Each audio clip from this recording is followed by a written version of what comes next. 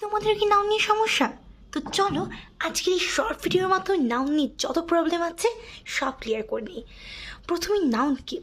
Noun is a name of anything, অর্থাৎ যে কোনো কিছুর নাম কি নাউন বলে।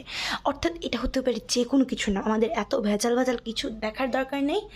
আমরা জানি কিছু জিনিস হাত দিয়ে ধরা যায়, রাইট? যেমন বই আমি হাত দিয়ে টাচ করতে পারবো, কিন্তু আমার কোনো ধারণা বা আইডিয়া কি আমি হাত দিয়ে টাচ করতে পারবো না। তো এই খাতিরে নাউন হচ্ছে দুই প্রকার, একটা হচ্ছে কনক্রিট, একটা অ্যাবস্ট্রাক্ট। একটা টাচ করা যায়, একটা টাচ করা যায় না, শেষ।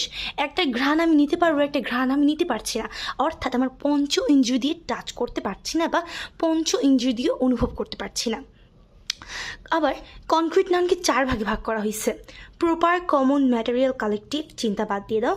প্রপার হচ্ছে এমন নাউন যা খুব নির্দিষ্ট, কমন হচ্ছে সাধারণ নাউন, ম্যাটেরিয়াল হচ্ছে কোনো কিছুর পরিমাণ বোঝাবে বাট তুমি একটা দুইটা এরকম করে বলতে পারবে না, লাইক গোল্ড। আর কালেকটিভ নাউন হচ্ছে কমন নাউনের সমষ্টি। তো এই ভিডিও আজকে শেষ করছি। তোমরা অবশ্যই আমার চ্যানেলটি সাবস্ক্রাইব করে রাখবে, যেন তোমাদের এই সাবস্ক্রাইব থেকে আমি আরও বেশি উৎসাহ পেতে পারি।